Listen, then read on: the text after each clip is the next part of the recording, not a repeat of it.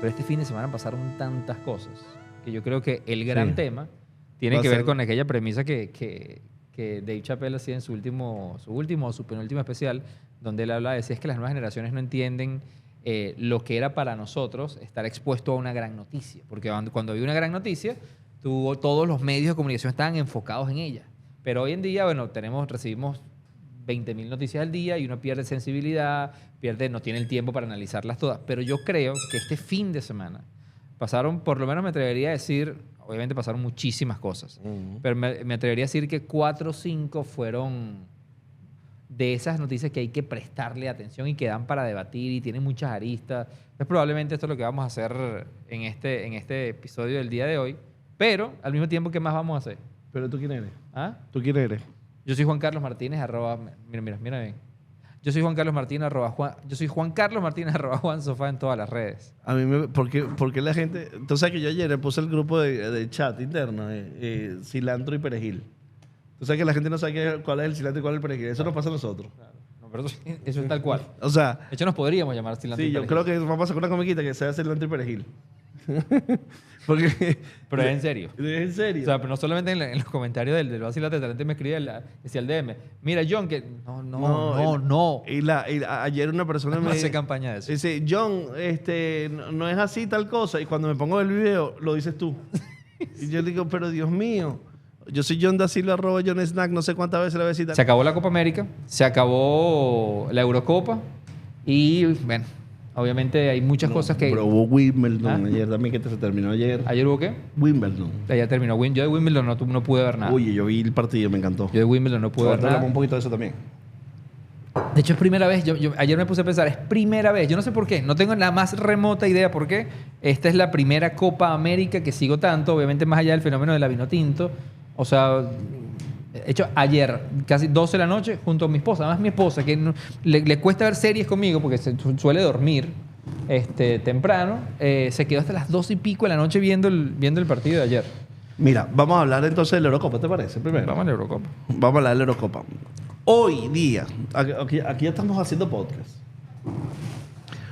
Vamos a hablar de la Eurocopa. Hoy día, la Eurocopa reporta que la final de ayer, nada más en España, tuvo una media de 13.58 millones de espectadores. España es un país de 42 millones de espectadores, Juan.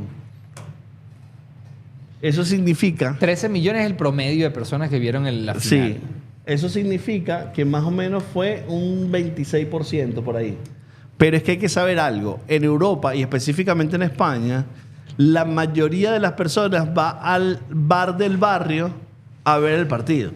Entonces, esto es muy de en cultura. una señal Pueden estar viendo... se puede estar viendo 100 personas. Y justamente ayer en Plaza Colón, en muchos lugares, había miles y miles de personas viendo. Entonces, uno podría pensar que podría haber sido unos 20 millones de Por eso personas. está el dato de usuarios, eso está el dato de siempre de usuarios y a mí me gustó mucho, que esto lo vamos a hablar más adelante, pero es para conectar con ese punto, que cuando Ibai hacía ayer en su video, en su cuenta personal publicaba como agradecimiento de todo lo que pasó de la velada, luego él hablaba de los 3 millones y pico de dispositivos, él puso dispositivos conectados. Claro, no sabes qué personas hay ahí atrás. Que en ese mundo del streaming es diferente, pero que cuando lleguemos a ese tema vamos a hablar de eso. Vamos acá. Es otra cosa, Estrellita. Cuida que todas las Pero cajitas tengan las dos firmas. mira, eso significa que de todas las personas que estaban viendo televisión, casi el 80% estaba viendo el fútbol en España. ¿Cuál es una locura? Una locura, un Una número loco. locura. Y es la cuota más alta del 2012. Y ahí es donde yo te digo algo, Juan. Te lo digo de corazón. ¿Dónde está Florentino Pérez? Que tú dices... Yo que te iba a decir eso. Eso que además, bueno, obviamente Tú veías todos los chamitos ahí celebrando, todo el mundo, gente joven. Y no solamente lo vimos ayer, lo vimos durante todo. O sea, eso es algo que a mí me llama mucho la atención durante los 2 grandes eventos de fútbol que simultáneamente estuvimos viviendo durante un mes. Más allá de lo deportivo, era eso, las imágenes de las personas. O sea, la emoción que genera el fútbol como deporte. Yo ayer reflexionaba mucho sobre eso y decía, mira, obviamente yo lo vivo desde el fútbol donde Venezuela no es un país necesariamente futbolero. En su momento, cuando era extremadamente fanático del béisbol, que eso habrá pasado como hasta mis 20 años, yo nunca sentí esa más allá de la adrenalina cuando tu equipo gana, pero esa pasión, yo creo que el fútbol y algún otro deporte debe haber por allí que la genera también, pero yo solamente la he visto reflejada en el fútbol a esos niveles. Y nuevamente, esa cantidad de niños, jóvenes, viendo esto, hasta nosotros mismos, bueno, sí, el deporte tiene que evolucionar, la manera en que se consume contenido está evolucionando, pero yo creo que los números que nos está dejando la Copa América y la Eurocopa, dicen que el fútbol está viviendo un buen momento. ¿A qué hacemos referencia? Estamos haciendo referencia específicamente a que Florentino Pérez, el presidente del Real Madrid, manifestó públicamente que el deporte había que cambiarlo porque los jóvenes ya no les interesaba. Obviamente él estaba ahí cumpliendo con sus intereses particulares, que es poder crear la Superliga. Pero es una demostración de que el fútbol y los deportes siguen siendo muy atractivos a las personas de cualquier edad.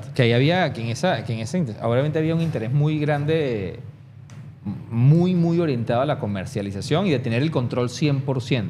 Pero ese argumento luego vino unos meses después a ser como debatido por lo que sucedió con el tema de cuando Ibai y Piqué anuncian el tema de la Kings League y sale todo este fenómeno del sportainment, que es la combinación del entretenimiento y los deportes, que además lo vimos este fin de semana expresado en la velada del año, yo creo que es su máxima expresión.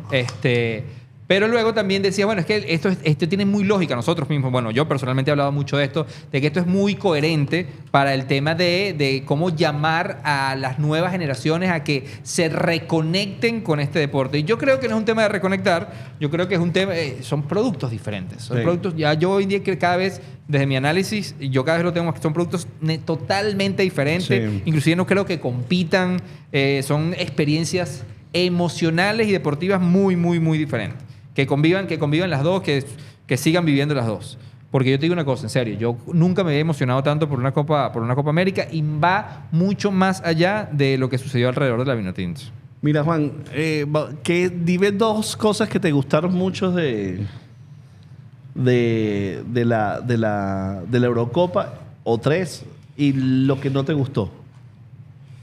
A mí de la Eurocopa... Yo te digo una cosa, y esto quiero dejar claro que yo no soy una persona, no soy un fanático. O sea, por ejemplo, para mí el fútbol, yo no vuelvo al fútbol hasta un buen rato. Creo que en septiembre son los juegos otra vez de los partidos eliminatorios. Bueno, es posible que ahorita en las Olimpiadas veas fútbol. A mí el fútbol de las Olimpiadas, hasta ahora, como capaz pasa esta vez, pero hasta ahora creo que no recuerdo nunca haber estado siguiendo el fútbol de los Juegos Olímpicos. Pero yo no soy un consumidor de fútbol, de decir, este fin de semana juega el Girona con el Atlético de Madrid y voy a ver ese juego. No lo soy más de ver los grandes partidos. El tema cuando juegan las selecciones me gusta mucho. Pero una de las cosas que vi para mí inmediatamente de la Eurocopa, y aquí lo voy a llevar al plano deportivo, porque paralelamente estaba sucediendo la Copa América, era el nivel de fútbol. O sea, el cómo ha evolucionado el nivel de fútbol. Y no voy a hablar de ningún equipo en específico, pero el nivel de fútbol para mí era muy evidente ver partidos en la mañana que se estaban jugando en la Eurocopa y luego veías algunos partidos en la noche y yo no sé describirlo, porque nuevamente no soy un experto en fútbol, pero soy espectador. Claro. Y sé lo que estoy viendo. Y a mí el tema desde cómo bajas un balón, desde cómo juegas, cómo triangulas, de la velocidad, de la estrategia en campo, es algo que no veía tan frecuentemente, porque no quiero decir que no existe, pero no veía tan frecuentemente en la Copa América. Entonces, ¿qué me gustó muchísimo? Me gustó el nivel de fútbol que vi, a excepción de algunos equipos que, por ejemplo, yo recuerdo haber visto el Portugal-República Checa, John, y honestamente, o sea, yo lo dije varias veces, lo he dicho abiertamente, para mí República Checa, que desconozco su historial futbolístico, me pareció que no entendía, o sea, yo no entendía cómo un equipo podía estar jugando dentro de eso. A ver, ¿qué más me gustó de la Copa América? De la Eurocopa, no sé cómo... Que yo te preguntaba en estos días y tú me dijiste que no. Pero dame cajitas, por favor. Esto sucede así. O sea, siempre la Eurocopa y la Copa América han coincidido de esta manera. O sea, siempre coinciden. No, yo no recuerdo que hayan jugado la final el mismo día, por ejemplo. que es raro. Y además de tener semifinales, la semifinal de la Euro en la mañana y en la noche. No. O sea, porque era todo el día Lo fútbol. alinearon este año, sí. Era todo el día fútbol que yo, por ejemplo, yo siento que tú consumiste mucho menos fútbol de lo que yo pensé que ibas a consumir. No, yo lo que pasa es que estuve de viaje y la diferencia horaria me impidió mucho ver la Eurocopa porque era a las 3, 4 de la mañana en el lugar donde estaba. Y yo te voy a dar mi apreciación de la Eurocopa. En la Copa América, te puedo decir que, bueno, la Copa América lo que veo es voy con la Eurocopa, que es lo que estamos hablando Pero ahorita. déjame mi último punto del que me gustó a mí de la Eurocopa. ¿Sabes qué me gustó muchísimo? Me gustó mucho las emociones alrededor de la cantidad de jugadores que estaban cerrando ciclos dentro de la Eurocopa. Sí, bueno, en América también. Sí, exactamente. Luis Pasa que Suárez, Messi, no mezclarlo Di es difícil María. porque en verdad se alinearon demasiadas cosas con el fútbol. Ayer lo vivíamos exactamente con Di María. Pero me gustó mucho ver los momentos de que independientemente cuando el equipo quedaba eliminado, todo lo que sucedía alrededor de la cancha, todo alrededor de los jugadores, de estos pequeños tributos que le rendían al final de carreras de extremadamente buenos jugadores. O sea, ver esos cierres de ciclo, aunque ya dicen que Cristiano probablemente llegue al Mundial, vamos a ver, pero no solamente de un Cristiano Ronaldo, sino hay una cantidad de jugadores que valía la pena aplaudirles todo lo que nos dieron durante tantos Pepe, ¿no? años. Eso me gustó muchísimo también de la Eurocopa. Mira, yo te voy a decir una cosa, Juan. El fútbol en vivo, en el estadio, no tiene nada que ver con el fútbol en la televisión. O sea, lo que uno ve en el fútbol en la televisión es diferente. El fútbol en el estadio es maravilloso. O sea, el esfuerzo físico que tú ves en un jugador haciendo un drible es totalmente distinto cuando lo ves en la cancha. La velocidad, el ritmo, se entiende de una manera distinta. Además, bueno, la adrenalina de la fanaticada. Yo tuve la oportunidad de estar en un partido de la Eurocopa, por lo cual, o sea, yo disfruté la Eurocopa de una manera particular porque estuve en la cancha. Luego vi mucha competitividad. ¿Qué fue lo que más me gustó? Me gustó la igualdad, a excepción de España, que creo que estaba a un nivel superior de todos los equipos. O sea, a nivel futbolístico, Sí. piensas que todo el mundo tenía un nivel... Sí, me llamó la atención muchísimo el tema de que la mayoría de los delanteros no marcaron goles. Los delanteros de todos los equipos no marcaron goles. Y me llamó mucho la atención que bueno, que sí todos los estadios estaban absolutamente full todo el tiempo. A reventar. Y bueno, el dato que más les puedo decir es que obviamente la Eurocopa se ve muchísimo tanto en América como en Europa, porque los horarios son lógicos claro. para todos los países, a excepción de la Copa América, que en Europa es un horario bastante Bueno, ayer complicado tu de seguir. sobrino Ronnie, que vive en Madrid, mandó una foto en el grupo que tenemos de WhatsApp donde se quedó hasta el final viendo el partido de la Copa América, la final de la Copa América, que obviamente además tuvo unos retrasos importantes al principio, y terminó la foto del amanecer. Una foto O sea, de amanecer. que Ronnie ahorita está doblado, pero Sí. doblado. Y en términos de Pero ahí, John, con eso que comentas del que sí lo hablamos en el episodio, pero ahorita que lo estamos haciendo en streaming también, tú tuviste la oportunidad de ver el Georgia, Portugal-Georgia. que Portugal perdió 2-0. Que ese fue el primer partido que Portugal perdió en esta Eurocopa, pero una de las cosas de ese viaje que dijiste que no, esto pagó el viaje, fue la caminata De la hinchada. de la hinchada, de toda la fanaticada de 6, 7 kilómetros, donde obviamente iban acompañados ahí por la policía, donde Sí. iban resguardados, pero además tenías como, ese es el momento como que más, que dices, esto pagó todo. Sí, yo lo hago como cierta analogía de lo que pasó ayer en el estadio de Miami. Porque efectivamente los ingleses hacen destrozos a donde van, algunos de ellos, no todos. Exactamente. Pero lo que yo vi en la Eurocopa es que o sea, estaba todo muy organizado, la estructura por dónde van a pasar las fanaticadas, cómo van a entrar, guiados por la policía. Pero ese momento eran 6.000 fanáticos de un equipo cantando canciones con las banderas. Es un momento de celebración súper sano. Me pareció impresionante. O sea, era cantando canciones, cantando cosas, parándose. No conectaste con y yo creo que ese es el recuerdo más bonito que yo tengo asociado al fútbol, que es cuando vivimos el Mundial de Rusia en el 2018, tuvimos la oportunidad de ir.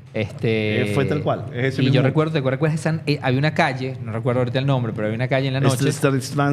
Esa misma, donde todo el mundo, después, esto es fuera de partido, ya se habían acabado los partidos del día, la gente lo que iba, salía a los juegos, comía, se tomaba algo y luego todo el mundo se congregaba en esta calle y era, yo creo que desde mi punto de vista es la mayor expresión de intercambio cultural que yo he vivido en mi vida. Pues tú te movías a una esquina y decías, bueno, aquí están los argentinos, pero no los argentinos de que, no, aquí vienen los argentinos a compartir sus cánticos, o sea, donde recibían a la gente. Yo recuerdo que había como un mural donde todo el mundo ponía sus banderas y todo el mundo firmaba y todo el mundo cantaba. O sea, luego te ibas para este lado y estaba España, entonces era como literalmente moverte de país en cuestiones de cuadras. Sí. Y eso me parecía fantástico porque el mood era de celebración. Eso se vive en estos eventos. Yo lo viví en el Mundial de Alemania, lo viví en ese Mundial de Rusia y ahorita en la Eurocopa. Eso normalmente sucede. El mood es querer pasar buenos momentos. Es querer pasar buenos momentos, a pesar de que todos estamos compitiendo. Es una competición, pero celebramos realmente. Vamos a hablar de la Copa América. Ok. Vamos a hablar de la Copa América. Vamos a empezar por el partido de ayer, de esta final Argentina-Colombia, donde, bueno, además yo creo que había como... Yo quería que ganara Colombia, Juan. Yo quería que ganara Colombia. Sí. Yo creo que yo abiertamente lo he dicho. Yo en ese debate de Messi y Cristiano no entro. Creo que son dos grandes jugadores. No. Siempre me he inclinado mucho al tema de la historia alrededor de Messi. O sea, me gusta mucho la historia de Messi. Bueno, ¿por qué? Bueno, Messi fue una persona que cuando tenía 11, 12 años todo el mundo se burlaba de él porque era chiquito. Claro, entonces yo me identifico. Mientras yo me identifico con Cristiano porque Cristiano era portugués madres. Entonces, bueno, obviamente la historia de Messi a mí siempre me ha gustado mucho, pero ayer obviamente tenía muchísima inclinación a que Colombia ganara, no solamente por todo lo que todos sabemos que como país han estado viviendo, sino la historia. Estaba leyendo mucho el tema de la historia del fútbol colombiana y cómo por muchos... ¿cómo decirlo sin que luego esto lo tengamos que cortar? O sea, por muchos temas de violencia, por muchas cosas sociales que han vivido, cómo el fútbol lo ha sufrido también. Sí. Y además, bueno, tenías también un caso que yo también conecto mucho con la historia personal de él, que es la historia de James, un jugador maravilloso también, que bueno... particularmente había como varias variables emocionales por lo cual yo quería que Colombia ayer ganara, pero el resultado no se dio. Creo que fue un partidazo, creo que fue un buen juego. A mí me gustó el nivel de juego. Sí. A mí no me gusta, te soy sincero, Juan, no me gusta del fútbol latinoamericano que no ha avanzado en la obsesión de la disputa física y agresiva y muy presente del fútbol sureño. Uruguay y Argentina lo tienen mucho, que van mucho al cuerpo, a bajarte los chores, a pellizcarte, a la malicia del fútbol de antes. Eso, o sea, a ver, el fútbol, el foul es una jugada. O sea, el foul es una jugada, una mano es una jugada.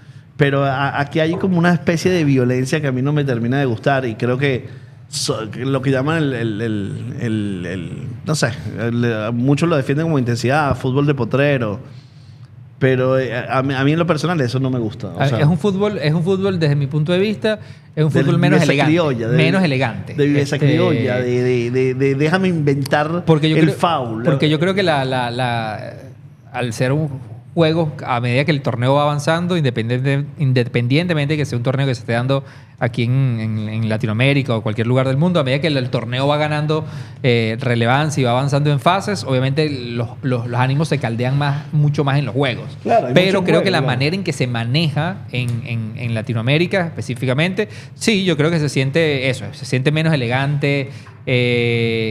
Yo recuerdo aquel partido histórico de semifinales del Mundial pasado, donde los ánimos fueron muy, muy, muy caldeados entre Países Bajos y Argentina, que fue muy, muy, muy duro.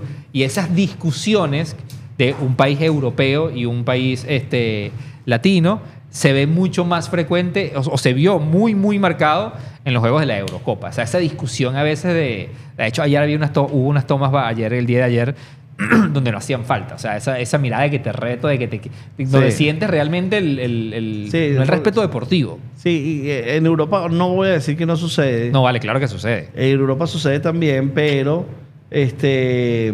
Por ejemplo, un árbitro pita algo y tú ves como mucho más dinámico el juego. Aquí al árbitro ayer los argentinos lo volvieron loco desde el minuto 1. O sea, esa forma de querer ganar con la viveza me parece que es muy setentosa. Yo como no veo tanto juego europeo, o sea, sí escucho, sí.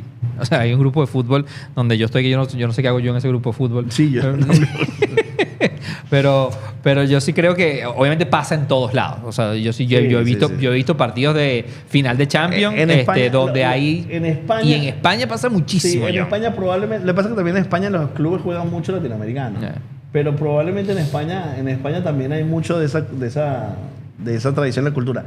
Probablemente en Alemania y en Inglaterra, sobre todo en Inglaterra, hay un poquito menos. O pero sea, bueno, a mí yo creo que de hecho en esos países no está bien visto. O sea, no está bien visto cuando tú te tiras a simular un foul.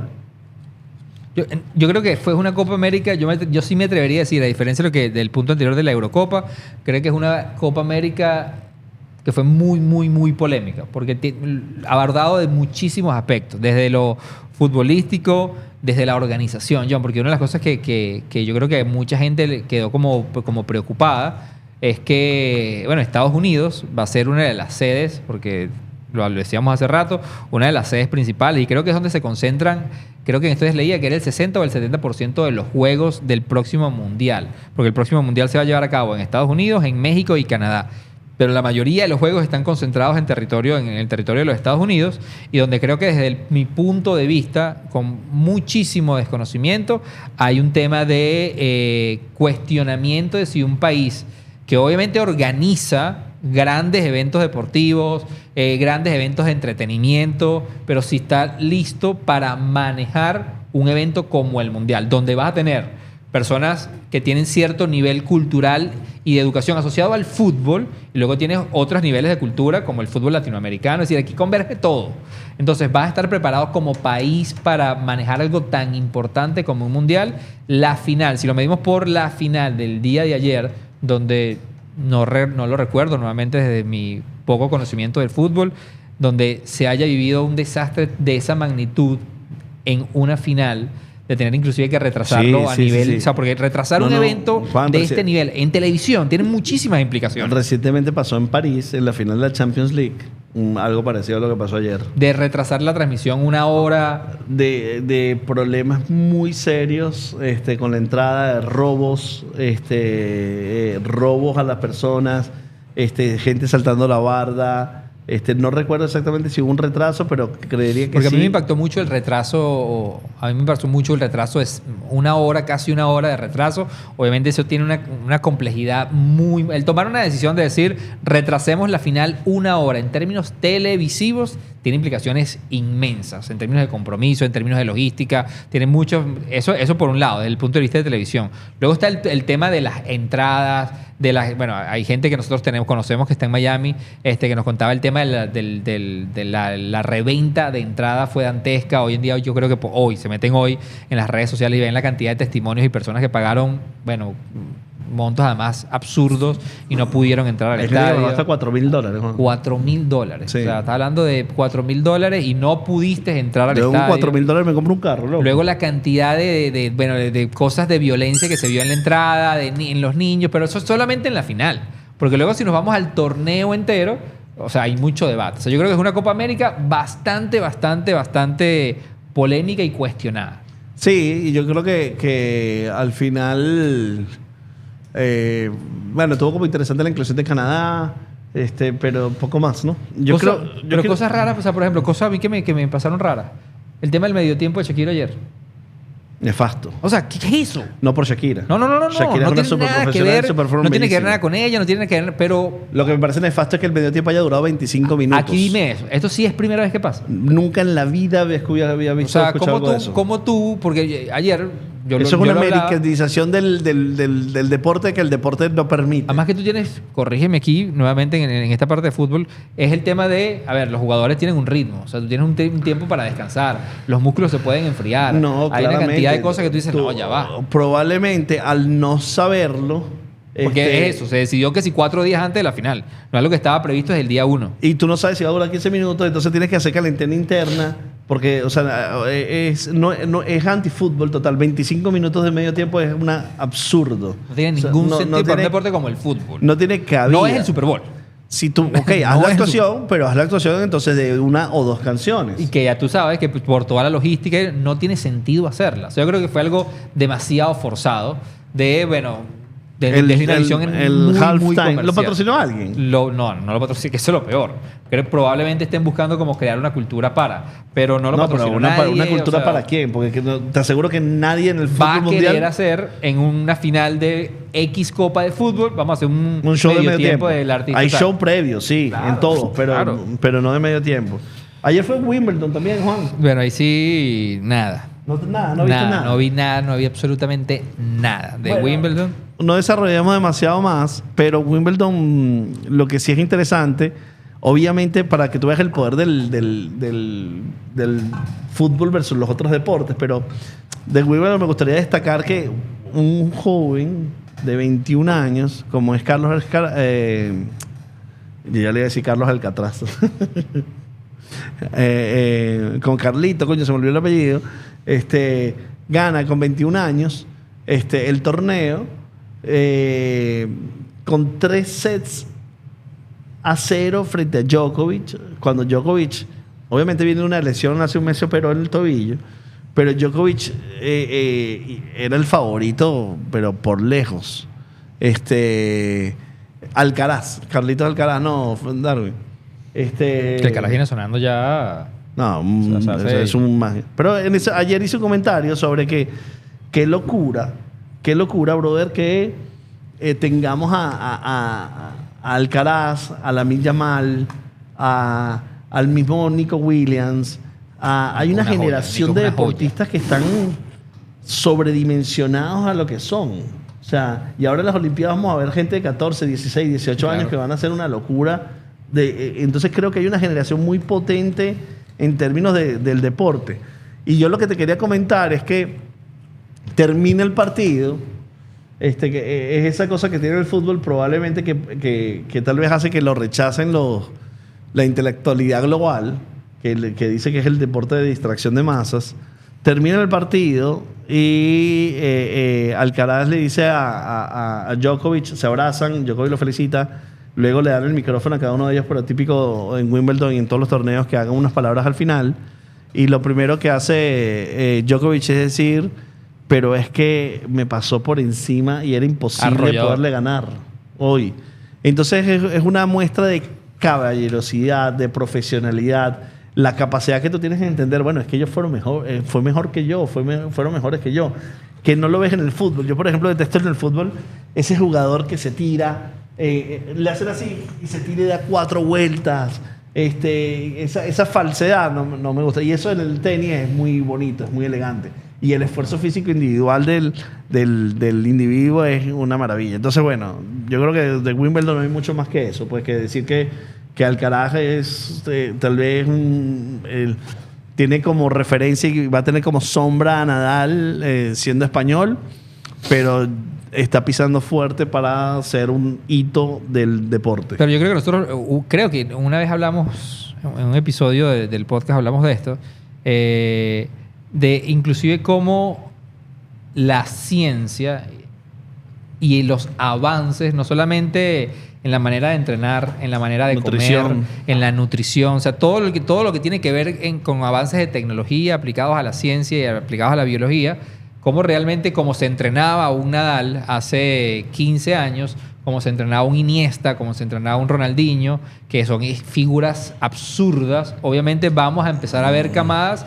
que son como el derivado de esta nueva forma de entrenar y por eso empiezas a ver jóvenes de 14, 15 años. Yamal es el futbolista con menos edad en debutar con la selección. Hay teorías con la conspirativas, ¿viste? selección.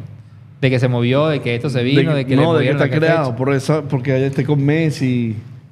Hay de todo. O sea, de hecho, esa foto que se hizo viral durante el torneo, donde Messi le ponía estaba con una foto cuando el chamo estaba no sé, tenía unos meses de edad, pero yo sí creo que obviamente la manera en que comemos, la manera en que comemos, ni siquiera ojalá yo fuera parte Sí, de alguno de esos sí, grupos de ¿verdad? atletas, la manera en que comen, la manera en que entrenan, la manera de todos los avances, vamos a empezar a ver jugadores, no solamente que empiezan a deslumbrar desde muy temprana edad, sino obviamente se van a retirar, porque en estos días también lo hablábamos, el promedio de cuando, no sé, Francia 98. Veías a un jugador de fútbol retirarse a los 32 años, 32, 33 años, ya era un jugador que se retira. Hoy en día ya tú lo empiezas a ver con Messi, lo empiezas a ver con Ronaldo, lo empiezas a ver con una cantidad de jugadores que el promedio... Ahora, yo estoy seguro, que así como se dice, que la expectativa de vida ha aumentado gracias a los avances en la medicina. Yo creo que la edad en la que se retira un jugador de fútbol y otros deportes, eso va a aumentar también. vamos a meternos en otro tema muy interesante para conversar. Vamos a hablar de la velada del año, Juan. La velada del año, como ustedes deben de saber, es un evento que año tras año transmite y organiza Ibai, el streamer español, en el cual físicamente lo que él hace es que pone a diferentes personalidades del internet, creadores de contenido, a boxear entre ellos. Es decir, imagínense como que si aquí en Venezuela pusiéramos a Juan Carlos a pelear con Esta es mi receta. Entonces, lo renta, coñazo. Pero bueno, esa es la idea. No boxeadores profesionales, sino creadores de contenido en un ring de boxeo. Y ayer lo hizo Juan en el Santiago Bernabéu, donde 80,000 personas asistieron. De hecho, lo conecto con el punto anterior, porque hablando de datos específicamente, aquí se dice que la audiencia promedio de Wimbledon, que Wimbledon, ¿cuántos años tiene? O sea, fue de 1.54 millones. Pero eso de fue personas. en la final femenina, Juan. Claro, pero ponlo como evento. 1.54 millones de personas fue el promedio, el averaje de vistas de un evento deportivo, de un evento importante. Esta velada, que es apenas la cuarta edición. Esta es apenas la cuarta edición en su pico, lo que ellos llaman como vamos a llevarlo como al medio tradicional, como el minuto de oro. O sea, como el pico más alto de espectadores llegó a ser 3.840.000 personas. Pero entonces volviendo a la velada. La velada. 80,000 personas. 80,000 personas físicos. De hecho, hay estimaciones más altas de ese número, más cercanas a las 100,000 personas. Por personas que entraron y se fueron. Personas por rotación. El minuto o el pico más alto de personas conectadas en el canal de Ibai en Twitch fueron 3.900.000 personas. Y este dato, que es un dato que quiero validar aquí, que es luego de haber cerrado todo el evento, se habla de espectadores únicos. Nuevamente, como Ibai lo describió, dispositivos únicos en la sumatoria, porque hay personas que, por ejemplo, hoy aquí, usted llega, ve un minuto y se sale. Eso es un espectador único. Cerca de 14 millones de personas. Cerca de 14 millones. O sea, dispositivos únicos que en algún momento entraron. Por ejemplo, yo entré a ver la velada, 2, 3 momentos, claro, me salí. A lo mejor todo lo móvil, que debe ser el 80, el 90% de eso, es una persona. Pero a lo mejor lo no móvil hay más personas. Sí, que aquí que eso es un debate interesante. Podemos hablar de 20 millones. Que tiene... Por ejemplo, tú en televisión, tú dices, bueno, como decías, tú haces una señal de bar. En una señal de bar hay 50 personas. Una señal de televisión le puedes atribuir que pueden haber 2, 3, 4 personas, una familia, promedio de familia del país. Aquí en dispositivos, mucho se consumen dispositivos móviles, donde yo me atrevería a decir que aquí tú no le puedes atribuir que si el 50% le pones 1 o 2 personas más. Entonces yo me atrevo a decir que puede ser cerca de unos 20, 25 millones de personas que puede haber llegado un evento. No creo, Juan, porque viste que acabamos de decir que en España la final de la Eurocopa, el minuto de oro fue 15 millones de personas. Sí. Minuto de oro es diferente. Es diferente. Aquí estamos hablando de espectadores únicos. Habrán entrado y salido 30 millones de personas. Yo sí creo que hay que poner en contexto. Este es un evento que fue creado hace apenas 4 años. Y tú lo acabas de decir. Fue muy, muy motivado por el tema del boxeo y también muy motivado porque era uno de los de Ibai como creador de contenido, que viene también de ser narrador de streamer. De stream y deportes electrónicos. El tema del boxeo le llamaba mucho la atención también. Pero cuando uno ve esta cuarta edición, mismo palabras de Ibai diciendo, nos subimos la barra demasiado, no tenemos ni idea ahora que ya hay que pensar qué vamos a hacer para el año que viene. Esto que vimos el sábado Sí, obviamente es un evento donde están los creadores de contenido en un ring, pero luego está la música, luego están las experiencias de marca. O sea, ya es un evento de entretenimiento donde el boxeo es una de las excusas. Y esto es tal vez algo que tiene mucho que ver con nosotros, que es lo digital. Es decir, cómo una visión digital se lleva al mundo físico. Y del año pasado, de la velada pasada, se criticó como que hubo demasiado boxeo, que realmente no es o sea, el boxeo es interesante, pero no es realmente como que el mayor show posible, pero que no estuvo bien balanceado los boxeo música. Este año sí parece que estuvieron bien balanceados. Para mí estuvo, de hecho yo que no vi, me atrevo a decir que no vi más de 10 minutos seguidos el streaming, lo consumí por los fragmentos de todo lo que se va soltando en las redes sociales. Siento mi percepción, que es la que como yo consumo contenido, yo he estado expuesto mucho más a contenido musical, contenido de show, que a las peleas de por sí, como tal. Pero mira, tuvimos a Julieta Venegas, David Bisbal, que ¿sabes algo que me encantó, Juan? Ahí yo tengo varias cosas que decir. ¿Sabes algo que me encantó? Me encantó. Inmediatamente pasaba algo. Viste que solamente el streaming estaba en Twitch. Sí. Pero inmediatamente pasaba algo, ya el corto grabado estaba publicado en YouTube. Entonces, el performance de Julieta Venegas en YouTube. Inmediatamente. Estamos hablando de que pasaban minutos. El performance de David Bisbal en YouTube. El performance de Will Smith en YouTube, que fue la gran sorpresa. Sí.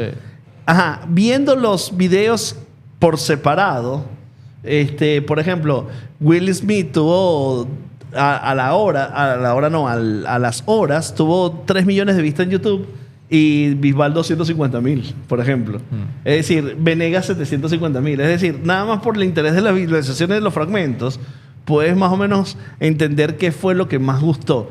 Me sorprendió que Bizarrap no fue uno de los demás. Que para mí fue el mejor performance musical. O sea, desde mi punto de vista, a nivel musical fue el mejor. Y a mí me da risa porque cantándole a Piqué, ¿no? Hay un español que me encanta como hace reviews de eventos. Se dedica como a hacer su cuenta de TikTok, hace reviews de eventos. Y él decía, bueno, este es mi análisis de los performances musicales de la velada. Y cuando llegaba el de Will Smith, el review de él fue, nadie se sabía la canción, nadie, no nos sabía ninguna canción, pero todos bailamos y gritamos como locos. Eso fue lo que pasó durante Will Smith. Sí, porque sí, obviamente está el morbo, primero, de que sea una estrella universal, obviamente está en su gira de la película Bad Boys y ha tenido como mucho ruido en las últimas semanas. Trabajado con muchos creadores de contenido. Sobre todo con los hispanoparlantes, ¿no? Y luego, obviamente, que todavía sigue arrastrando esta estela de lo que pasó hace 2 años en los premios Oscar. Y luego, pensando más en el espectáculo, le metieron unas cosas muy interesantes. Una pelea de boxeo que se peleó sin casco. Es la primera vez que pasa en la velada. Una pelea de boxeo entre 4 personas al mismo tiempo. O sea, ese dinamismo es muy sabroso. O sea, ahí es donde realmente se le está aportando... Que además yo creo que ellos mismos tienen ya es natural para ellos. Es decir, yo no creo que tú veas a un Ibai haciendo en la velada número 7 lo mismo que está haciendo en la velada número 4 o en la 5 o en la 6. O sea, ellos saben que necesitan innovar constantemente. Y por eso les decía ayer, esto a mí me genera mucho miedo y mucha ansiedad porque ya estamos hablando del Bernabéu. Se me escapa el nombre de la persona que lo dijo, pero que dijo algo magnífico, que es, nunca le preguntes al consumidor lo que quieres. Obsérvalo. Y yo creo que eso es lo que hace Ibai. Ibai ve lo que funciona y lo que no. Él no le pregunta a los consumidores que si quieren un boxeo de 4 personas. Pero es que de hecho, cuando yo recuerdo la velada 1, o sea, mucha gente cuestionó por qué el boxeo. Porque, a ver, recordemos que el boxeo... Viene por Logan, ¿no? Viene muy inspirado por lo que está pasando en Estados Unidos, pero si inclusive te das al boxeo de la época de Mr. King, de la época del... O sea, es un deporte que siempre fue un deporte no masivo. O sea, y de hecho a medida que iba pasando el tiempo... Bueno, en un momento fue muy importante, cuando Foreman... Pero velo en números. O sea, cuando llegabas a ver esta evolución cercana, la gente empezó a criticar mucho el boxeo. O sea, la gente del deporte por la violencia que dentro de un ring, la gente empezaba a criticar mucho el boxeo. Y obviamente hay mucha gente, entre ellos Logan Paul, rescata el deporte dándole otra perspectiva. Y yo creo que Ibai conecta mucho con esa idea. De lo que tú vas a ver no es obviamente un tema de violencia, pero sí es algo de que se lee en las redes sociales de este enfrentamiento que hay entre creadores de contenido todos los días. Y cómo se traduce físicamente en una pelea. Y luego también el tema de que hay nacionalidades. Entonces hay identidad de países. Bueno, hay identidad de dicen, países 100%. bueno, aquí comentando nos dice Dulio que casi mataron al Fercho. Sí, le dieron una reolona durísima. Ese fue uno de los clips que más visto. Ese fue, de hecho, creo que fue el único knockout que hubo en toda la velada. Mira, ¿qué me llamó la atención? El lío que hay con Anuel. ¿Estás claro? Sí, clarísimo. Anuel inclusive pone el video donde dice, habla mal de Ibai. Que lo hacen en vivo, saliendo de ahí en su avión. Sí, despreciando por su equipo versus previamente el equipo de producción que le dijo a Anuel, bueno, pero tú no puedes llegar aquí tarde. Sí. Hora y media, no tarde, hora y media tarde. Sí, él dice que no, yo no llego tarde, fue 5 minutos. Entonces hay un lío parado fuerte entre Anuel y Ibai y eso me lleva a pensar, Juan, que en este tipo de eventos es imposible que todo salga perfecto. A mí me encanta. Además que Anuel bueno, ahí vale. desde mi punto de vista, a Anuel no le aportaba más nada a la velada. O sea, sí. Obviamente yo ahí no tengo ni idea, o sea, yo no consumo su contenido como músico, pero... No, pero ¿tú crees que si Anuel no estaba, no iban las 80,000 personas? O sea... ¿Al Bernabéu? No tengo la más remota idea. Creo que la gente no fue por Anuel, fue por el evento completo. Obviamente Anuel, para ser además el cerrador, debe tener un peso muy importante, pero a mí lo que me gusta mucho de estos eventos es los detectives de internet. A mí ese fenómeno cada vez me tiene más enamorado. Además que ahorita en este momento están pasando como 10 fenómenos en internet donde la gente realmente se toma la tarea de como que de investigar. Y hay algo muy particular que sucedió en la velada, que son los primeros segundos cuando Anuel canta, que es este gallo que se le va. Y esta mañana, inclusive antes de salir a grabar, estaba viendo también de estos investigadores, que es una persona que yo trabajo en el mundo de la música, y muestra, literalmente agarra el fragmento y dice, bueno, en este momento miren cómo funciona el autotune. Abre la plataforma, abre el autotune y dicen, miren la nota que salió, prende el autotune, pon la voz de Anuel y miren el autotune al cual le tienes que dar para que se genere ese efecto de que es un gallo. Entonces él básicamente lo que está diciendo es, obviamente todo esto fue hecho, nuevamente, esto es de parte de las teorías conspirativas que se generan de todo esto, que al final siguen construyendo hype sobre la marca, sobre el evento. Es decir, la gente lo que decía es, esto fue hecho a propósito en alguien del equipo técnico para obviamente desquitarse de la hora y media, porque yo te digo una cosa, nosotros tenemos en este momento 1 hora 46 minutos hablando. Ese fue el tiempo básicamente que Ibai tuvo que estar conversando ahí mientras Anuel salía. Sí, yo lo que siento es que probablemente, y no teniendo la mala intención, era difícil que el DJ, que no es el DJ de Anuel, sepa exactamente eso. Porque viste que Anuel dice que no fue su equipo el que hizo la producción. Por lo cual, a lo mejor él cuando le dio el autotune no sabía exactamente qué es lo que tenía que hacer. Yo creo que ahí no yo creo que fue improvisación. Ahí no más llega nada. Yo creo que nuevamente habla de una logística súper complicada para este tipo de eventos, pero a mí ese tipo de contenidos que se generan que si fue Anuel, que si fue su equipo, que si fue todas las teorías conspirativas alrededor los benefician a todos. Hablemos de MrBeast, Juan. Hablemos de MrBeast. Hablemos de lo que hizo... Para conectarlo con Ibai, porque ese mismo día que se llevó a cabo la velada del año, un evento extremadamente ambicioso que combinó no solamente esta transmisión digital, sino este evento físico, Ibai ese mismo día también estaba como omnipresente en otro video súper importante que desde mi punto de vista, yo tengo como sentimientos encontrados con lo que voy a decir. Creo que va a ser un video muy, muy importante y uno de los más importantes en la historia de YouTube. No creo que vaya a ser el video con mayor visualización. Ahorita vamos a hablar un poquito de esto. Pero bueno, ese día, el día de la velada, MrBeast soltó lo que tenía meses hablando de que es su video más ambicioso hasta la fecha, donde logró colaborar con los 50 creadores de contenido desde su punto de vista y su equipo más importantes del mundo, donde básicamente los metió en un cubo y sucedieron una cantidad de experiencias y retos, por lo cual es conocido MrBeast, y todo lo hacía por una premisa básica, que es una de las primeras premisas que MrBeast ha tenido en su canal, desde que su canal existe, que es siempre darle un beneficio a sus suscriptores de manera random. Entonces aquí el reto básicamente estaba en que estos 50 youtubers o creadores de contenido competían por ganarse $1 millón que ellos luego deciden cómo lo van a utilizar para sus suscriptores. Y es interesante porque la persona que ganó, que de hecho me gustaría verlo, o sea, viendo el video el sábado, el día que lo vi, la que ganó es una persona que básicamente como que cuenta historias, es una ilustradora. Sí, es una animaciones. En animaciones, animaciones muy, muy, muy buenas además. Cuando la vi, si quieres decir, por si la puedes conseguir ahí, John. Porque el día que yo me metí, ella tenía 11 millones de suscriptores. Mientras grababa, MrBeast lo muestra, ella tenía casi 10 millones. De hecho, ese número está tatuado, bueno, tatuado no, está impreso en las camisas que cada participante tenía. Sería interesante ver cuántos suscriptores tiene hoy. Pero bueno, ese video fue soltado el día sábado. A las 12 del mediodía, Que hora hoy Venezuela. en día tiene... Lo estaba buscando justamente. Acaba de salir a las 2 horas una reacción de... O sea, ve contenidos que ya salen mientras nosotros estamos aquí. Salió una reacción de Ibai sobre su participación en el video de MrBeast. Ya vamos a hablar de eso. Y salió una reacción de Aaron Play hablando de la velada del año de Ibai.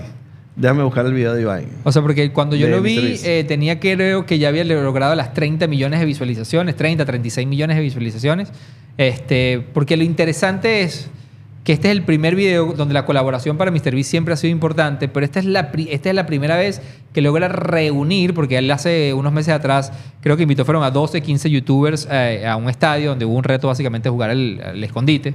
Pero esta vez metió a streamers, esta vez metió a instagramers, metió a youtubers, y todo lo que sucedió adentro, desde mi punto de vista, como yo solo conversando con John el sábado, ese video plasma todo lo que ha aprendido MrBeast en los últimos, no sé, 8 o 10 años que tiene como creador, que a mí me llamó la atención ayer, yo no sabía. O sea, o no lo tenía en mi memoria. MrBeast tiene 23 años. Este es un chamito de 23 años, donde ya es considerado no solamente el creador de contenido más importante del mundo, sino un mastermind para entender el mundo de los negocios y la economía digital, cómo funciona. Entonces, yo creo que de este video hay muchas capas que hablar. Yo inclusive te comentaba a ti, mira, hay cosas que a mí no me gustaron del video en particular, que las vamos a dejarlas para debatirlas en el episodio, pero hoy en día tiene... casi 24 horas después de haber sido lanzado. No, 24 no. No, ya va a cumplir 48. O sea, en 48 horas... va a llegar a 100 millones. Ya va a llegar a los 100 millones. Aquí me atrevo a decir... Y es ¿no? número 1 en tendencia en YouTube desde que se lanzó. Claro. Ahora, esta tendencia viene impulsada porque el día que yo lo vi, o sea, cuando yo terminé de ver el video, inmediatamente las recomendaciones que me salieron, obviamente porque obviamente todo esto está orquestado, el día que se suelta el video, se sueltan otros videos asociados que son otros puntos de vista. Por ejemplo, Joya, que recomiendo, si tú ves el video de MrBeast, inmediatamente vete al canal de Logan Paul a ver el video documental que él hizo, donde además él básicamente un video de casi 30 minutos también. Sí, es larguísimo. Donde él narra cómo es su experiencia más allá de los retos que vivió. Que y salió además eliminado agradece pendejísimamente. ¿Ah? Salió eliminado pendejísimamente. Y ahí él habla mucho de hecho, ese es el Me thumbnail. llama la atención cómo se emocionó llamando a su pareja después, ¿no? Sí. Entonces hay un ángulo mucho más humano, mucho más emocional. Hay un ángulo mucho... Bueno, también Logan Paul, yo consumo mucho contenido de Logan Paul. Hay cosas, de hecho hay muchas teorías de que si es creíble o no creíble todo lo que él dice en ese video. Pero obviamente es ese video y los 46 que se han ido soltando de todos los creadores de contenido, que obviamente todos documentaron su experiencia y son puntos de vista, por lo cual sí creo que esto es un video que va a ser extremadamente importante. No sé si es el video más rápido en llegar a 100 millones en el canal de MrBeast. Creo que el del juego del calamar llegó a los 100 millones de una manera muy rápida también, pero bueno, creo que de este video hay muchas capas que debatir de esto. Sí, yo creo que nada más la idea de pretender meter a los 50 creadores más importantes del mundo. Primero, ¿cómo lo logras? Esa es la primera duda que tengo yo. Pretender eso es violentísimo porque es acomodar la agenda y el interés de 50 personas muy importante. O sea, que ya tienen su agenda. O sea, acomodarlo. Pero, por ejemplo, el Ibai, que estamos hablando, todo lo que estamos hablando de él, aparece que sí 2 segundos en el video. Bueno, para mí eso es la gran controversia. Vamos a eso más para adelante, porque hay una controversia sabrosa detrás de ese video. ¿Cómo se llama el otro español que estaba? Estaba Rubius. Rubius aparece 2 segundos en el video también. Sí. Pasa que Rubius él avanzó en él. Él avanzó. Entonces él tiene protagonismo porque él además es clave en un reto. Pues, ¿sabes qué me interesa? ¿Cuáles fueron los retos? El primer reto... El primer reto tiene que ver con el tema del Tesla. Y el aro de básquet. El aro de básquet. Es decir, jugar básquetbol. Claro, que quien sabe y consume a MrBeast por años, sabe que de los primeros videos donde MrBeast era muy famoso, era lanzamiento a distancia de aros de básquet, y además le hacía exactamente lo mismo con el tema del fútbol americano, con la patada de fútbol americano. Segundo reto, la galleta del juego de calamar. Claro, de su video más famoso. Sí. Que transforma Pero- toda su estructura de MrBeast Games. Claro, pero lo que te estoy diciendo es que él está copiando, Juan. Él está copiando cosas. La galleta del juego de calamar es una copia de lo que pasa en juegos del calamar. Que, ojo, aquí es importante aclararlo. No es un remix, es una copia. Exacto. O sea, es literalmente, voy a agarrar exactamente lo que hicieron. Que yo no sé, yo todavía, a implicaciones legales, no sé cómo eso es posible. Claro, pero luego, o sea, lo que quiero decir es que cuando tú lo ves en el video de MrBeast, no es una copia de los juegos del calamar. Pero ese fragmento sí, Es él lo exactamente. puso dentro de jugar Jenga. Claro. Eso es original, jugar Jenga. Nada. No es original. Masterchef, ¿es original? No, no es original. Él agarra Masterchef, agarra Juego del Calamar, agarra Jenga, lo junta y hace una idea y le mete 50 creadores más importantes a esa idea.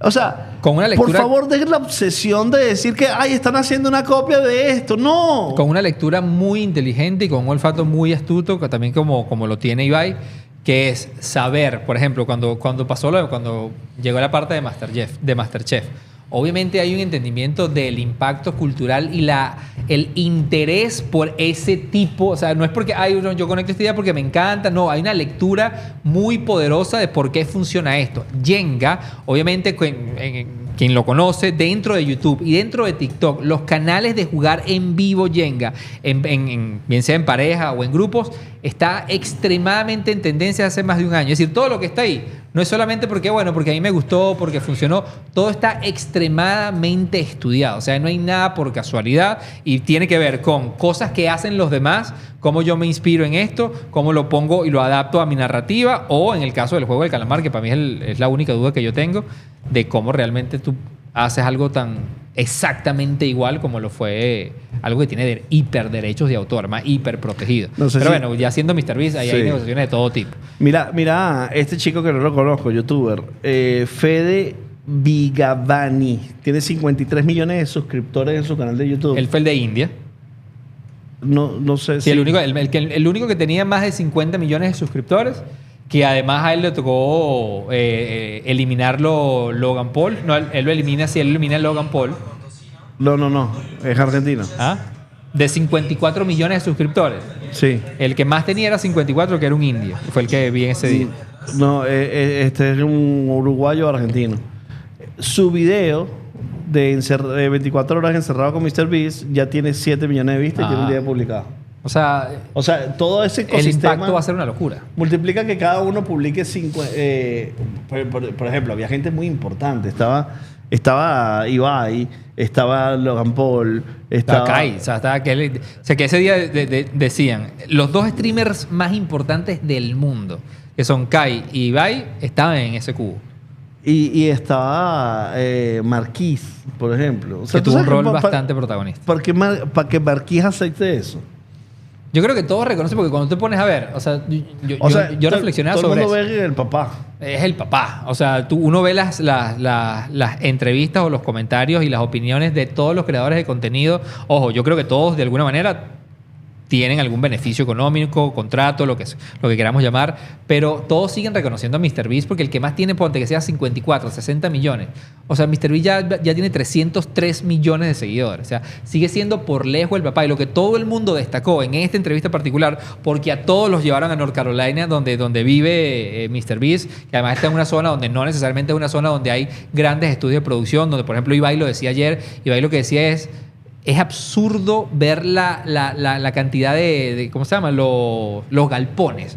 O sea, ver los 5 galpones, que mientras nosotros grabábamos el cubo, habían 4 otros galpones ya produciendo los contenidos que MrBeast decía, no, este es el video que sale dentro de 2 meses, este es el video que sale dentro de 2 meses, no, esto tiene que ver con los videojuegos. O sea, para ellos, como creadores de contenido, estamos hablando de Ibai, el que acaba de hacer, para mí, uno de los eventos digitales más importantes del mundo. Él decía, yo no entiendo la capacidad, o sea, yo no entiendo que ve MrBeast. Entonces sí creo que hay un tema de respeto y reconocimiento, más allá de obviamente los acuerdos comerciales. Pero una de las cosas interesantes es que Ibai, yo terminé de ver el video y hagan la prueba si no lo han visto todavía. Vean el video y digan dónde está Ibai. O sea, Ibai solamente sale en un fondo y luego cuando está eliminado, que además ese momento donde lo eliminan dura menos de 1 segundo. De hecho, creo que está medido el tiempo en pantalla de exposición de Ibai, que Ibai hizo en vivos. O sea, después de que ya había grabado con MrBeast, y él hizo en vivo donde él decía, mi equipo, el equipo de Ibai, está en conversaciones con el equipo de MrBeast para ver si estrenamos un día después, porque ese día es el día de la velada.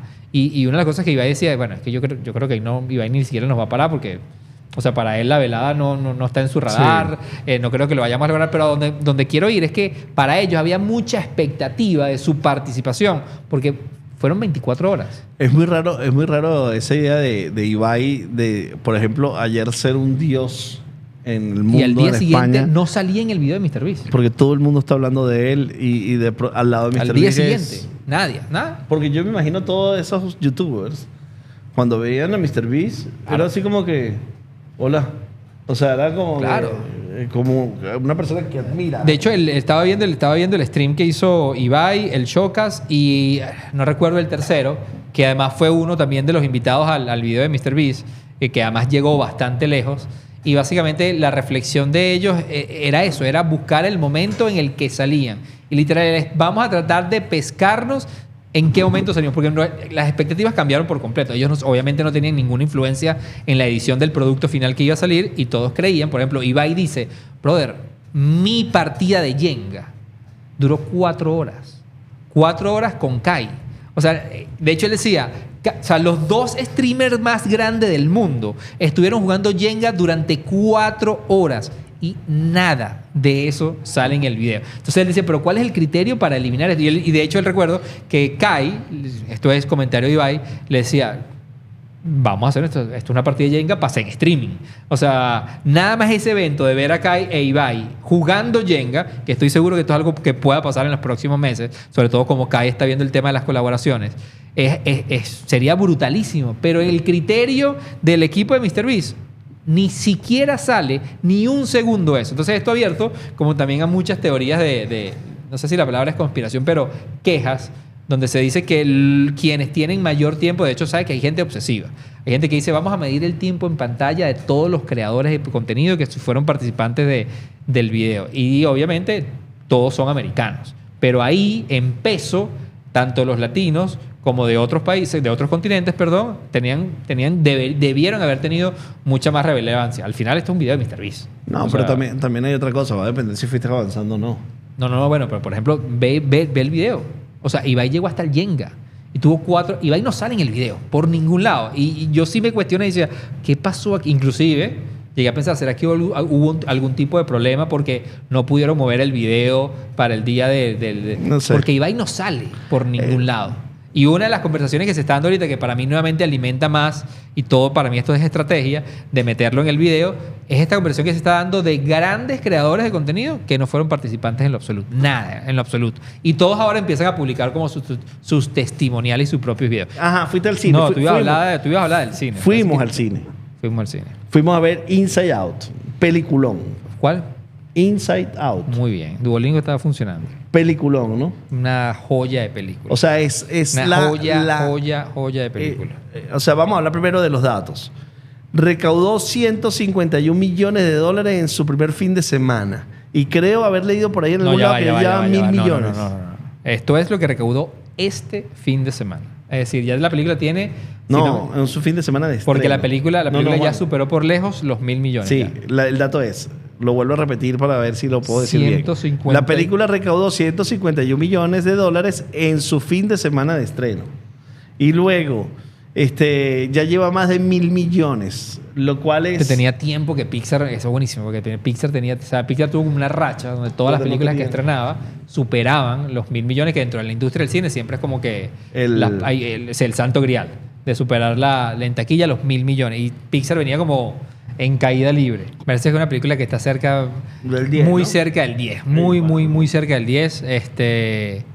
No solamente porque hacer una secuela de una película que fue tan exitosa como la primera, ya era un reto absurdo. Además, en un momento creativo donde Pixar, el estudio que la desarrolla, está pasando por muchísimos retos. Creo que el resultado es una joya. O sea, una joya porque además yo le conversaba a mi esposa el día ese que salimos. Yo creo que la misma receta o fórmula que les funcionó muy bien en la primera película tiene que ver con esto que nosotros siempre decimos de cuando algo es muy exitoso o una de las variables para que las cosas sean exitosas es cuando tú ves una historia o ves un contenido o ves lo que sea y te identificas inmediatamente con él. O sea, tú dices, esto me ha pasado a mí, ya entiendo por qué me pasa esto, yo entiendo cómo se está sintiendo este personaje porque esto me ha pasado a mí y creo que eso lo logran muy bien en la primera película y aquí lo explotan y además abren un universo. ¿Sí te parece eso? Sí, vale, 100%. Que tengas una identificación. Pero siempre, bueno, tanto así que no sé si has visto el fenómeno cuando estuvo el hype. No la estoy hablando película. de Inside Out, sino... Por ejemplo, hay muchas películas que me encantan que yo no me identifico con el personaje. No, la identificación creo que además por eso dije, una de las variables que ayuda a construir historias exitosas. O sea, por ejemplo... Verlo en el stand-up, verlo en la comedia. ¿Sabes? La comedia utiliza mucho esto. No, bueno, o sea, sí puedes identificarte, pero o sea, hay muchas cosas que me encantan que en las cuales yo no me identifico. Pues el de Joker, por ejemplo. Ahí. No, que tú lo pusiste como... Que... Una de las variables, no la variable.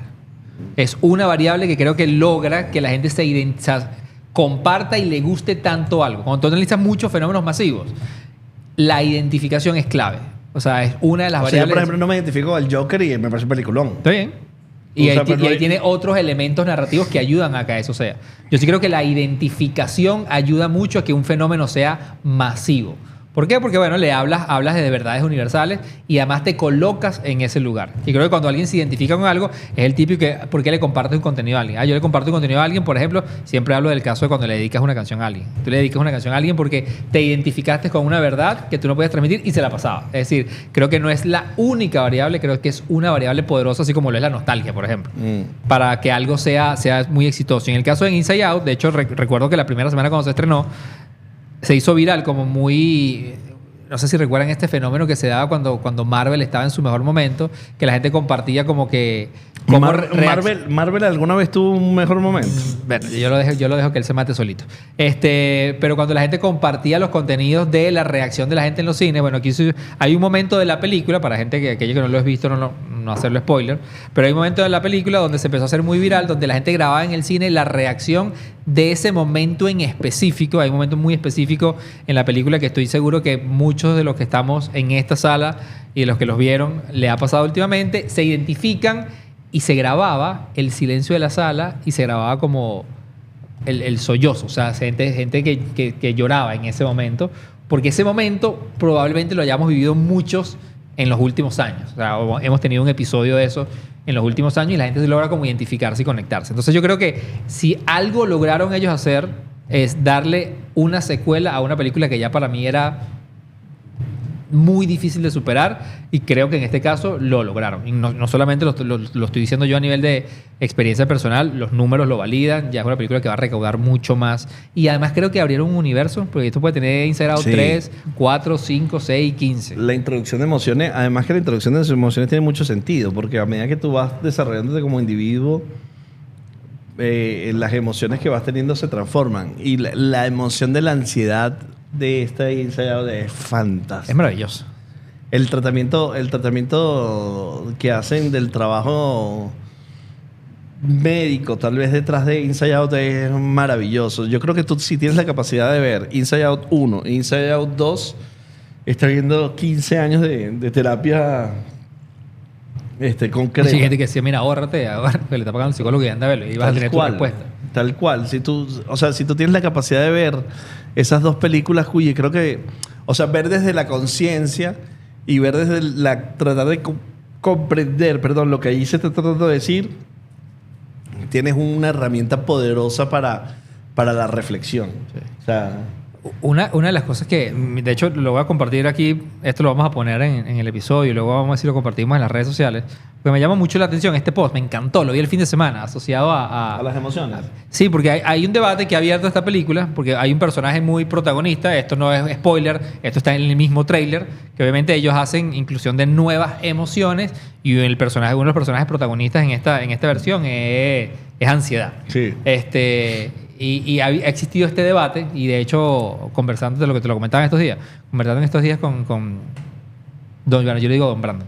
Él me comentaba su experiencia de trabajar para Disney y cómo ha podido ir a escuchar personas que trabajaron inclusive en la película y la cantidad de psicología que hay detrás. Y una de las cosas que más les costó ponerse de acuerdo, porque aquí no hay un psicólogo, son muchos psicólogos trabajando con esto, era ponerse de acuerdo en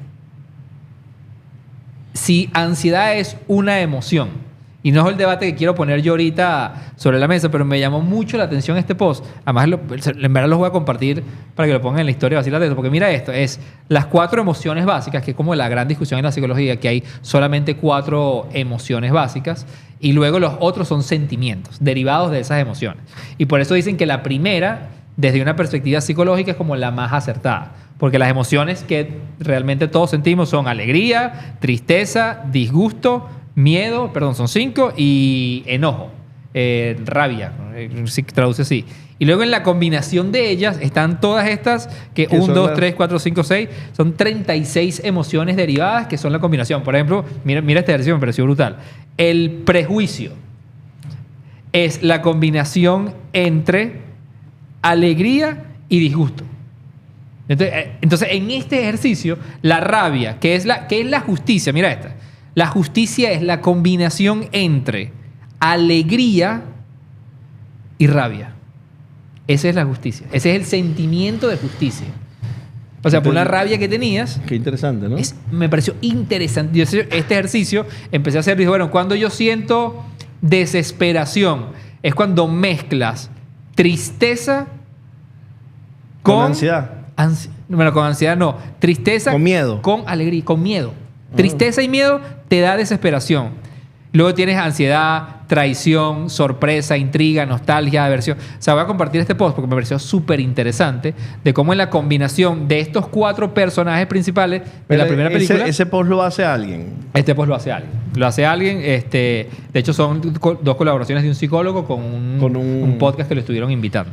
Y lo que me parece interesante es, y lo conecto con el punto 1, es que aquí lo que se evidencia es que, por ejemplo, ansiedad, que no es un personaje, pero es la mezcla de 2, pero luego aquí tú tienes, por ejemplo, traición.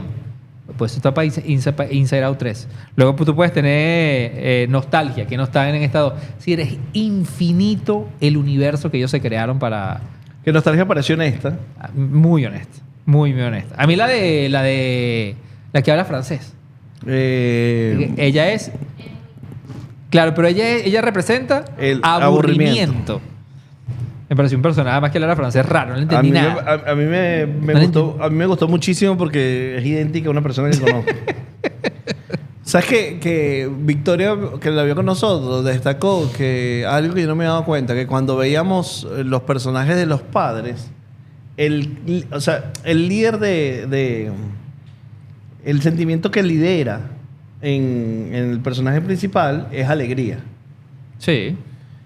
Y luego otros toman posesión del tablero, pero por momentos, pero lo lidera alegría. Pero cuando se fueron a los adultos, no lo lideraba alegría, lo lideraba otro sentimiento. Y alegría, en algún momento en duda, hace reflexión sobre, ¿será que a medida que creces no vas perdiendo alegría? Interesante. Entonces, de hecho, hay una reflexión interesante de eso, que cuando te vas a la mente de los papás, en la mayoría de las escenas, inclusive en la primera pasa también, fíjate que en Riley siempre están de pie, todas. Están como viendo cómo accionar. Cuando te vas a la mente de los padres, las emociones están todas como más sentadas y equilibradas. O sea, habla que esto es otra teoría y por eso me encanta esta película porque da para 1000 cosas. Habla de el equilibrio necesario que deberían tener en las emociones y no que todas están brincando una sobre otra, que es parte del proceso también normal del crecimiento. Otra cosa que destacaba Mariana es que en Riley, todos los alegría, todos los sentimientos tienen su perfil. Pero cuando vas a los otros personajes, tenían los rasgos físicos del personaje. Es decir, alegría en la mamá tenía el peinado de la mamá. Sí. Alegría en el papá tenía el bigote del papá. Moldeamos las emociones. No, sabes que yo creo que fue un recurso más narrativo para que sepas diferenciar de qué emociones, de quién estabas hablando. O sea, como que eso pensó después, en realidad. A ver, definitivamente me parece que es una joya de película. De hecho, yo la quiero volver a ver porque hay muchas cosas que no solamente que me tuve que perder, porque bueno, primera vez, segunda vez. No, bueno, es primera vez que yo voy con Ainhoa al cine. Yo creo que Fabiana es primera vez. Fabiana es primera vez que fue. Y varias veces tuve que salir a comprar cosas, pero me gustaría verla porque hay cosas que creo que es de estas películas que vale la pena ver, reflexionar sobre el punto. Hay muchos puntos de vista que convergen para una. Debe ser muy difícil hacer una película. La referencia de 1984 me llamó mucho la atención. Todo súper interesante. Muy O sea, esa referencia de 1984 no solamente parte con lo que hizo Apple en el comercial, claro, que parte la pantalla, sino de cómo todos estaban sugestionados por ese Big Brother gran líder. Entonces, aquí dice Lady Mar que no es una película para niños. Sí, tal vez, pero yo reflexionando sobre eso decía, ok, no es una película para niños. Yo no sé si es que no sea para niños. O sea, porque cuando los niños lo van a apreciar de otra forma. La van a apreciar de otra forma. Yo, por ejemplo, mi sobrinito de 6 años la fue a ver también. Y mi hermano me comenta que para él fue un ejercicio súper interesante porque le abrió un debate. O sea, él le preguntó una cantidad de cosas que obviamente no entendía. Él se fijó más en, ¿sabes? Por ejemplo, yo sé que Ainhoa estuvo mucho más enfocada en los colores, hay cosas que le daban risa, pero la profundidad del mensaje de la película probablemente es más digerible para un adulto que para un niño. Sin embargo, abre una cantidad de preguntas, abre una cantidad de inquietudes. Y yo creo que hay cierto nivel de comprensión de la película que tienen los niños que es diferente, a lo mejor más ingenuo, pero sí es una película. De hecho, tan real es eso que ayer, en un momento de molestia de Ainhoa, que es mi hija de 5 años, me decía, papá, en este momento la emoción que está aquí es enojo. Entonces es su manera de expresar. Claro, es un recurso narrativo que caló perfecto para ella expresar que estaba molesta en ese momento. Y ese día, que fue el día que fuimos a ver Intensamente, yo recuerdo que en una de esas salidas al baño, de repente me dice, pum, y yo, mierda, que lo veo. La primera vez que veo lo que ya sabemos todos, que va a ser la fotografía del año, que es esa foto que capta el momento en el que Donald Trump se levanta de este atentado que trataron que se efectuó el portada sábado. De la revista Times. Ya es portada de la revista Times, que además increíble como aquí estaba viendo el video esta mañana ya del documental, mini documental, del fotógrafo que toma esa fotografía. Porque el día anterior estaba viendo, porque tú dices, bueno, esa foto fue tomada en un rush que no estás preparado para eso. O sea, tú cubres como un reportero político, estás cubriendo, imagínate nada más en los últimos 3 meses, a cuántos eventos has asistido. Entonces, probablemente psicológicamente siempre crees que es algo que existe la posibilidad de que pase, pero no estás preparado para activarte. Pero me llamaba mucho la atención porque él muestra no solamente el momento en el que está disparando, sino la cámara que tiene que estar grabando. Y él decía, hace 2 días, ya hoy está confirmado, yo no sé si la fotografía que es la que está rodando por ahí es la mía. O sea, yo no lo sé, porque yo tuve que disparar. De hecho, él muestra inclusive el setting de su cámara, que es 1 en 8000. O sea, la velocidad de fotos que está disparando en un segundo es absurda y obviamente mi intención es en ese momento termina, descargo, mando. Para que luego ellos, o sea, no es que él se sienta a escoger cuál es la que más bonita, manden que un grupo seleccione la que más funciona. Él decía, yo no sé si la fotografía que está ahí es la mía, porque yo al lado, de hecho en la cámara que él tiene, se muestran que él tenía 3, 4 fotógrafos más, todos disparando ráfagas y ráfagas de fotos. Pero me llama mucho la atención la historia de esta persona esta mañana contando, porque obviamente abre miles de teorías conspirativas que hay alrededor de esto. Sí, hoy en día todavía con el tema de JFK sigue habiendo, no hay una verdad absoluta, hay miles de teorías que existen. Yo creo que el sábado, no solamente esa foto, sino esto fue un momento, para mí es un antes y un después, sí, lo que representó ese.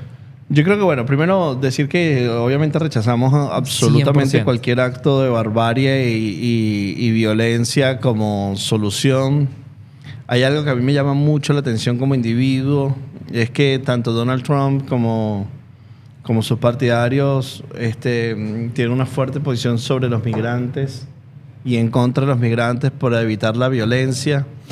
Y aparentemente la persona que hizo este acto totalmente abominable y despreciable es un americano republicano, blanco. Todo esto que estás diciendo es información que ya está, o sea, por lo menos confirmada en la prensa, en medios importantes.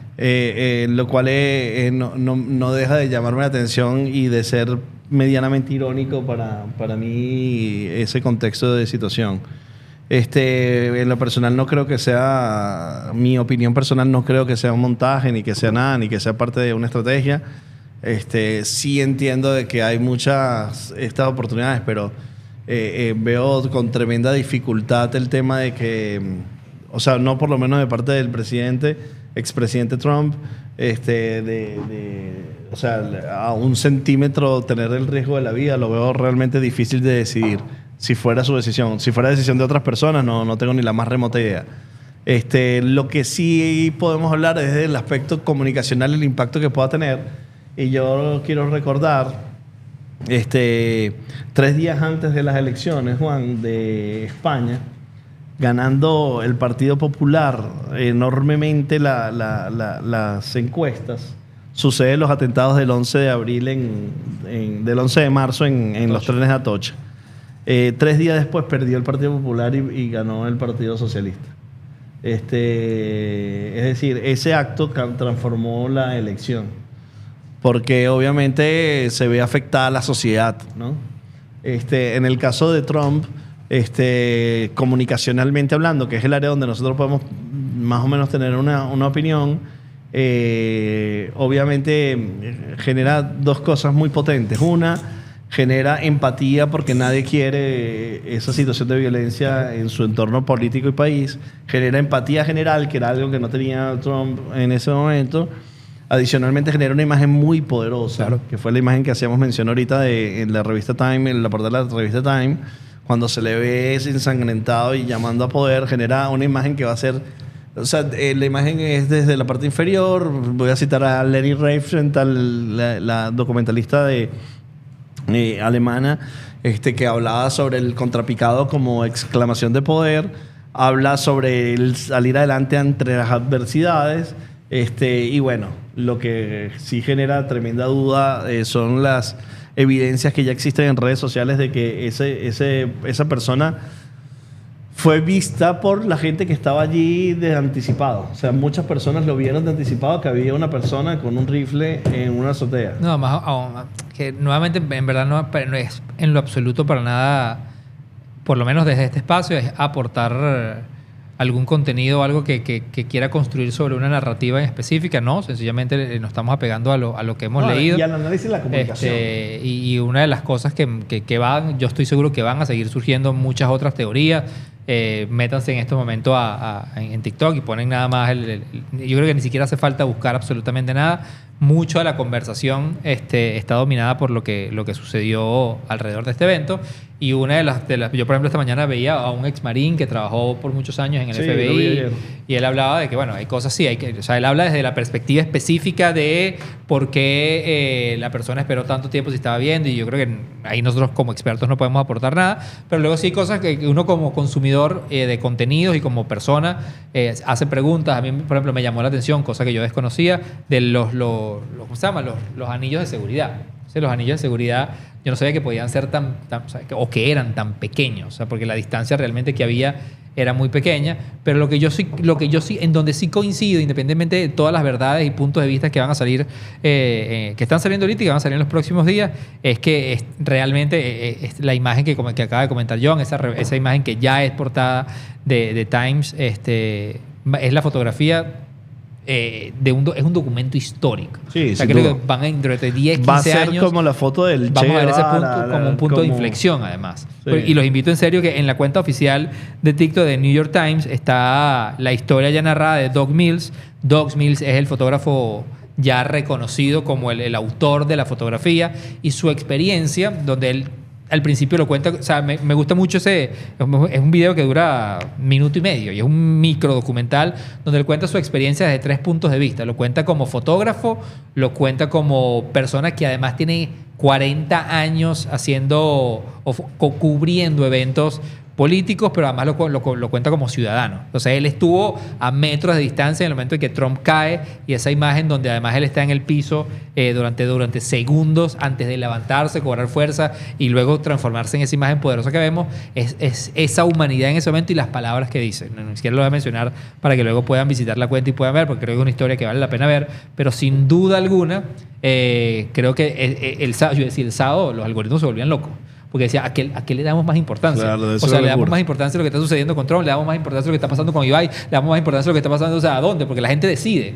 Entonces, creo que yo personalmente nunca había vivido un día de tantas noticias de esos niveles de envergadura, sobre todo nosotros en el área que nos movemos, en el área de comunicaciones, en el área del entretenimiento. Además, obviamente, que seguimos los fenómenos que están sucediendo en las redes sociales. Era increíble todo lo que se movía durante el fin de semana.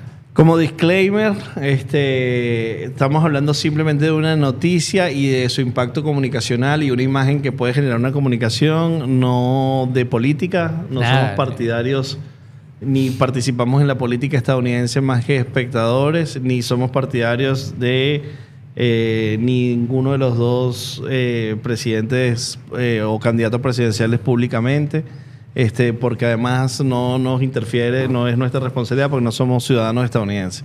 Por lo cual, de hecho, todo lo que dijimos aquí, como les dije al principio, todo lo que hemos repetido aquí es sobre la comunicación sobre la comunicación y sobre las que están generando otros. No hay ninguna materia de opinión nueva que estemos generando en este momento. No tenemos una participación política activa. Yo soy John da Silva, @JohnSnacks en Instagram. Y mi nombre es Juan Carlos Martínez, @JuanSofá en todas las redes. Y esto fue Vacílate Esto, podcast, streaming. Esto fue una mezcla un poco de cosas que hicimos.